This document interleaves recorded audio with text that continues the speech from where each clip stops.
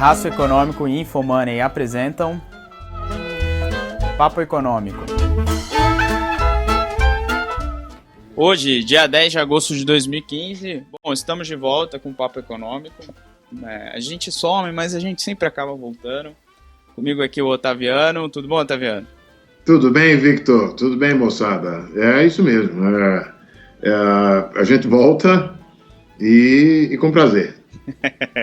Bom, hoje, Otaviano, a gente vai falar de um assunto mais conjuntural, que é a questão dos juros nos Estados Unidos. Se Janet Yellen vai subir os juros esse ano ou não, quais são os impactos e por que os juros vieram a um patamar próximo de zero. Bom, como já diria o Jack Stripador, vamos por partes, né, Otaviano? Isso. A primeira é o seguinte: depois da crise de 2008, o Fed fez aquele movimento do quantitative easing, injetou muito dinheiro na economia, baixou a taxa de juros, tudo no sentido de tentar sanear o sistema financeiro pela compra dos ativos podres e também para ver se dava um impulso na economia via mercado, o canal de crédito. Parece que funcionou, a economia americana tem mostrado bons números e agora a questão é a seguinte: a taxa de juros tem que subir por uma série de questões, senão você pode criar problemas de inflação, de demanda agregada acima da oferta, e você gera todos aqueles problemas que nós, economistas, já estamos cansados de saber. O negócio é o seguinte: tem uma questão de timing, né, Otaviano? E isso é o mais importante. Mas vamos começar.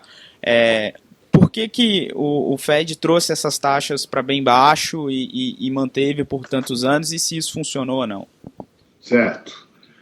Vamos lá, como você bem disse, citando a inspiração de Jack Stripador, cabe a gente diferenciar aí a motivação entre o primeiro quantitative easing, o primeiro afrouxamento quantitativo, e os que se seguiram.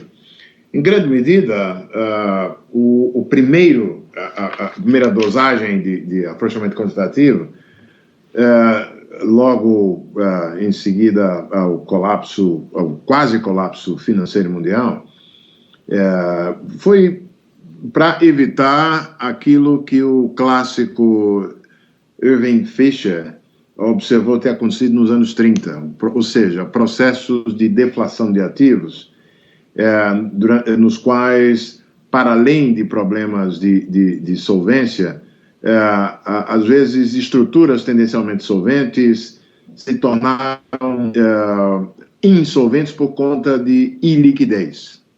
Ou seja, o que o Fisher observou é que em situações como aquelas em que se tinha uma deflação de ativos e com rigidez por parte de alguns portfólios-chave, um sistema financeiro e uma economia podiam entrar num loop em que mesmo estruturas que em condições normais de liquidez seriam solventes, elas ficaram insolventes. Então, corretamente, o afrouxamento quantitativo, a ação out of the box, né, como se diz em inglês, certamente impediu a instauração de processos deflacionários de portfólio que seriam desastrosos, uma repetição da Grande Depressão.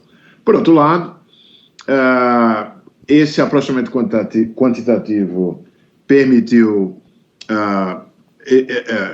que esse processo deflacionário não ocorresse, mas a economia continuou em baixa. Aí a tentação foi grande e, a meu juízo, até corretamente, de recorrer a doses adicionais do afrouxamento quantitativo. A gente precisa lembrar que a segunda rodada foi menos de aquisição de ativos e mais uma tentativa de mexer na curva de juros via compra e venda de papéis longos e curtos, e até voltar a um terceiro em que a aquisição de ativos reapareceu. De um lado, esse recurso dramático à política monetária expansiva se explica também pela ausência de uma política fiscal que pudesse ajudar essa política monetária, porque hoje a gente se lembra muito bem como as condições políticas nos Estados Unidos foram tais que levaram, e eu tendo a concordar com autores como Paul Krugman e outros, e o Larry Summers, que observaram que o ajustamento fiscal norte-americano, que é a consolidação fiscal, foi até precoce. Não havia necessidade naquele momento de já iniciar um processo a eliminação do imposto fiscal, porque mesmo que no médio prazo a trajetória da dívida pública americana parecesse estar explosiva, havia apetite suficiente no mundo para absorver mais papéis sem cobrar juros elevados e, portanto, os Estados Unidos, a recuperação poderia ter sido mais rápida nos Estados Unidos caso a política fiscal não tivesse se tornado precocemente retracionista. Então, nesse sentido, o recurso à política monetária, como bem dito à época pelo Bernanke, foi até exagerado por conta da ausência de uma política fiscal que ajudasse. Por outro, também a gente tem que reconhecer que uma política monetária tão extraordinária, jogando juros de longo prazo, inclusive, conseguindo influenciar os juros, naquilo que depende da política monetária, a manutenção de juros longos baixos tende a gerar distorções no sentido de que os agentes superalavancam e hoje tem uma sombra de dúvida sobre o que vai acontecer de fato quando os juros subirem para valer, no que diz respeito à valoração de ativos, de ações, em que medida elas não estão exageradamente valorizadas em função, por simplesmente, dos juros bem baixos já há bastante tempo, juros de longo prazo baixos. É tal coisa, a gente não pode evitar o economista que o Truman detestava, ou seja, on the one hand, on the other hand. Mas o fato é que certamente o quadro teria sido muito mais danoso e caso a gente não tivesse a política monetária norte-americana operando como operou. Bom, isso que o quantitative easing e os movimentos do Fed foram extremamente benéficos, eu acho que a gente não tem mais dúvida, é só olhar os números. Mas você tocou num ponto crucial que eu também acho. A gente tem você tem o S&P 500, que é o principal indicador da Bolsa Americana, ele está na máxima, né? Historicamente ele está lá em cima. Você tem uma série de outros ativos de renda variável bombando. Então é isso que você acabou de falar, né? Você fechou muito bem a sua fala. Talvez a gente veja algum movimento um pouco de retração na Bolsa Americana, porque nitidamente existem alguns ativos que estão extremamente valorizados, né? A gente tem vários índices na máxima, né? Mas como se, Victor, o lado real e o lado financeiro da economia americana, se a gente pudesse fazer essa distinção, estivesse operando com taxas de desconto intertemporal bem diferentes. É como se a leitura fosse algo do tipo a operação com ativos produtivos instalados, ela se defronta com riscos maiores do que a operação com ativos na órbita financeira. Isso refletindo uma espécie de Greenspan put, como ficou conhecido na linguagem convencional de finanças da época do Greenspan, né? Uma espécie de seguro em decorrência um seguro de graça em decorrência da política monetária que acaba favorecendo fortemente a percepção de risco, ou seja, favorecendo no sentido de reduzir a percepção de risco na órbita financeira. Então, de certa maneira, os ativos estão refletindo taxas de risco diferenciadas, né? Mas uma hora essas taxas têm que convergir, né? Exatamente. E aí é quando a gente vê se a porca vai torcer o rabo ou não. Mas, Otaviano, continuando, como a gente já falou, o quantitative easing teve um efeito positivo. Vamos excluir essa discussão dos ativos agora.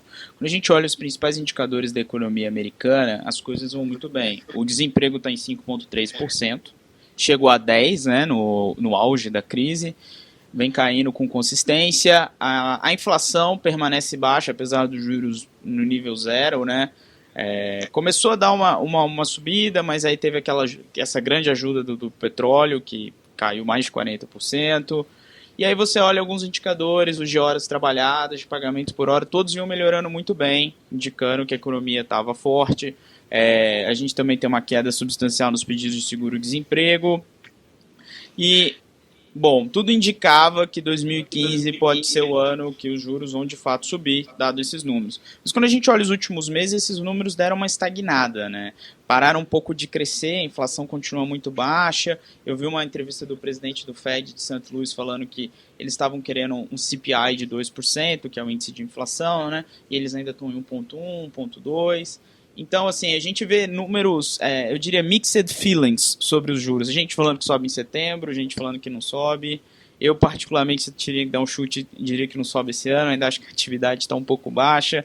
Então, agora a grande discussão é, o quantitative easing funcionou, as taxas de juros baixas funcionaram. Agora a gente tem que ver o futuro e começar a alterar essa estrutura de juros de longo prazo, alterar a curva, né? E como que você vê isso? Tá, 2 pontos em cima da sua ótima descrição dos elementos que entram como referência para a decisão dos membros do Fed, né, do FONC, do comitê. Mas cabe aí fazer 2 ressalvas.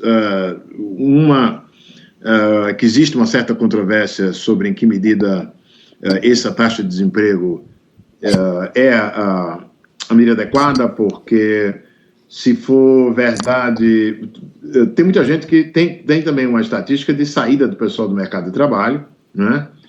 E a grande questão é em que medida se o mesmo processo de esterese que levou a força de trabalho a diminuir, se ela também não opera no sentido contrário à medida que o desemprego for caindo, ou seja, quão baixo é a taxa de desemprego atual é ainda objeto de controvérsia entre os próprios analistas, né? Mas vamos lá, vamos supor que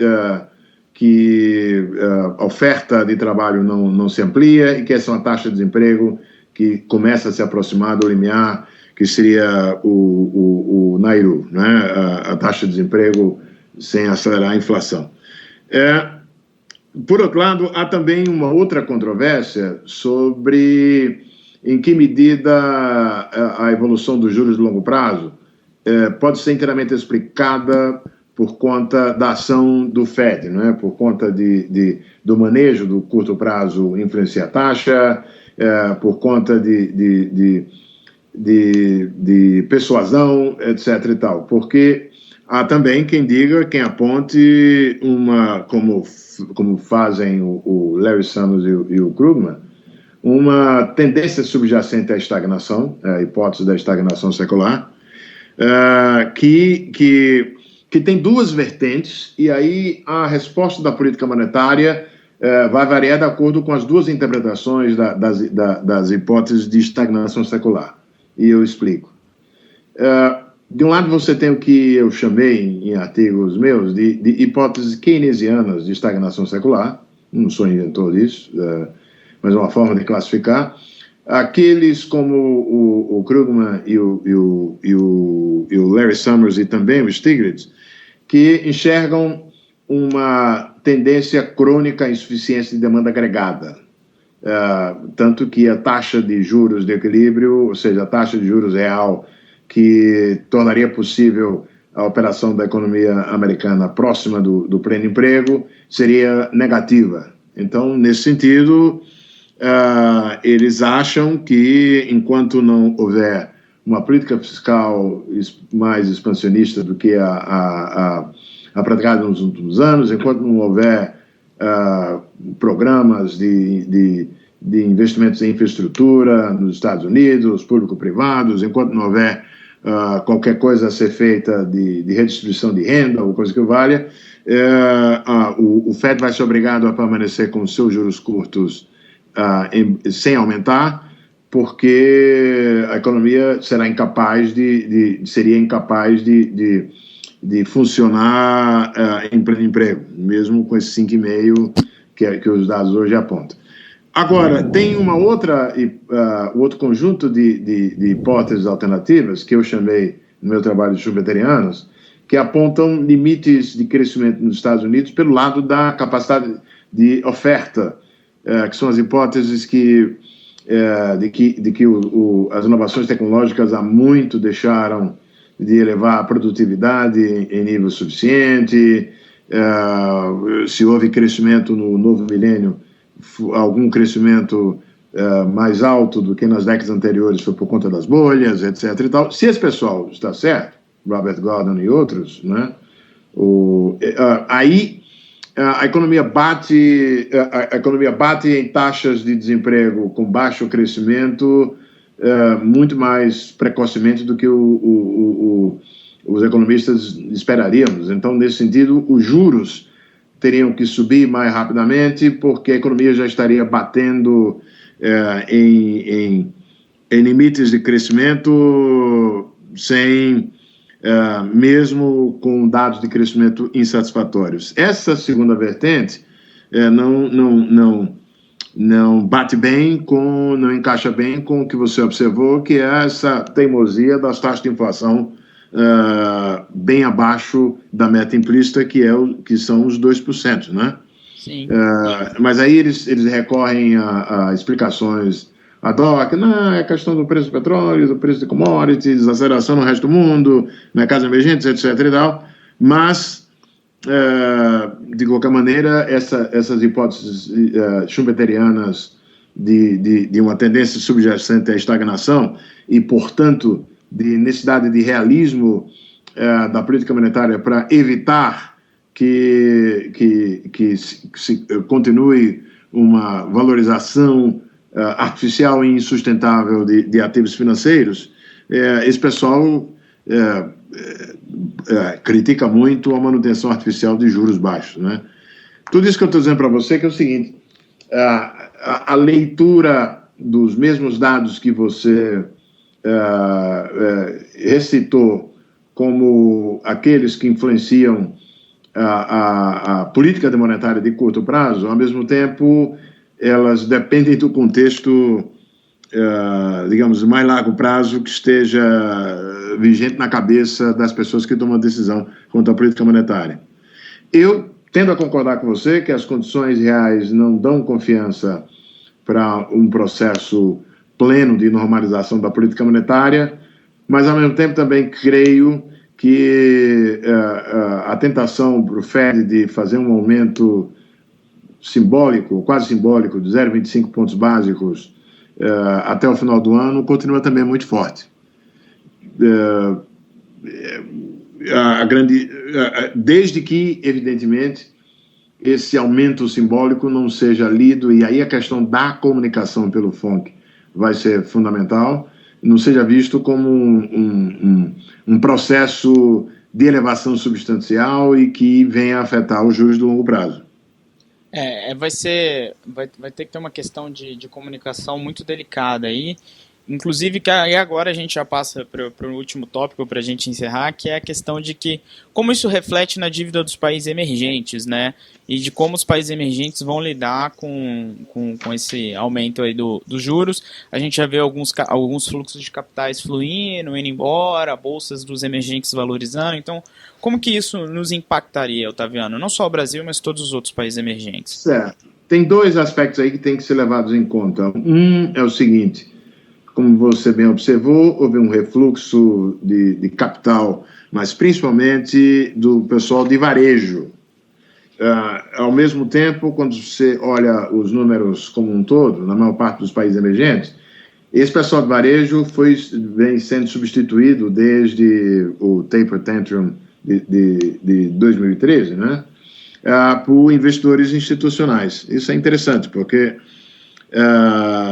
esse é um fenômeno que eu não me lembro de ter visto nenhum analista prevendo corretamente isso aí.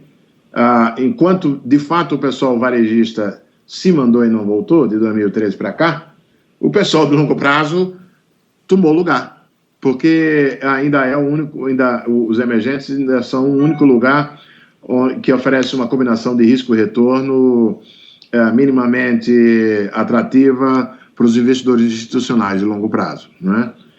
Uma segunda observação a fazer também é quando a gente olha historicamente as respostas de mercados, de dívida de mercados emergentes e ativos financeiros em geral, tudo depende da origem da notícia da elevação dos juros. Quando se trata de choques de natureza real, ou seja, por recuperação na economia mundial, isso tem um spillover, tem um derramamento positivo sobre mercados emergentes que em vários episódios anteriores mais que compensou o efeito negativo da subida de juros. Enquanto o grande fator aí, todos os episódios negativos, como 2004, como o próprio Taper Tantrum em 2013, o que eles têm em comum é a surpresa.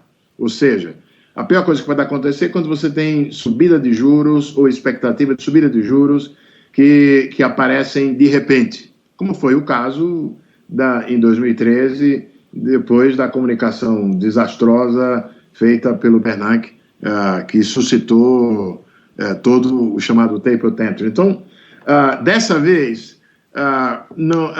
particularmente se a subida for apenas mais simbólica, de 25 pontos básicos ou coisa que valha, e não se traduzir em uma... Se for o que o mercado está precificando, tá certo? Em termos de curva de juros, em termos de juros e particularmente de alteração dos juros de longo prazo, o impacto vai ser bem menor do que o que, por exemplo, ocorreu em 2013, porque o fator surpresa está descartado. Agora, tendo dito isso, sobre mercados emergentes em geral, há que se levar em conta que é o típico cenário em que os fatores idiosincráticos, em que as especificidades de mercados emergentes vão ser observadas mais de perto. E aí, evidentemente, o impacto específico sobre o Brasil vai depender em grande medida da evolução do quadro doméstico, da situação doméstica, da perspectiva da própria economia brasileira numa dinâmica que está evoluindo. Mas para isso, Victor, a gente precisa de uma outra discussão. Com certeza. Mas me parece, só para a gente fechar, que o mercado já vem meio que precificando esse possível aumento e alguns impactos. Foi o que você falou, o pessoal de longo prazo gosta de Brasil e ainda mais o pessoal de fora quer vir para o Brasil. Agora o câmbio está muito atrativo para você fazer alguma injeção de capital em fundos nacionais, os private equities também. Então tem toda essa discussão que, como você disse, são muito longas e afins. Bom, Otaviano, a gente fica por aqui hoje. Eu acho que a gente esclareceu muito a dúvida de muita gente sobre essa questão dos juros americanos. Otaviano volta na semana que vem com a Raquel, vai ser a estreia da Raquel no podcast, eles vão falar da produtividade e de questões relacionadas à produtividade da economia brasileira, no mundo, toda essa discussão de estagnação secular também tem uma discussão legal de produtividade e o Otaviano e a Raquel vão estar falando sobre isso, né, Otaviano? É isso. Aí, falando na Raquel, eu também aproveito a oportunidade para parabenizar a turma do grupo de finanças de lá da Unicamp. Eles são um exemplo, assim como você, Victor, e toda a turma do Terraço Econômico, de como dá para a gente ter esperança nesse país, principalmente a partir do que a juventude pode fazer e já está fazendo. Eu fiquei muito contente de ir lá, uma discussão muito boa e, acima de tudo, de ver a iniciativa e o entusiasmo e a concretude lá da moçada lá na Unicamp. Foi um ótimo evento. A mídia repercutiu muito bem, inclusive. Mérito da moçada lá. Eles vão ficar felizes de ouvir isso. Otaviano, um abraço então. A gente volta aí daqui uns dias. Até semana que vem, pessoal.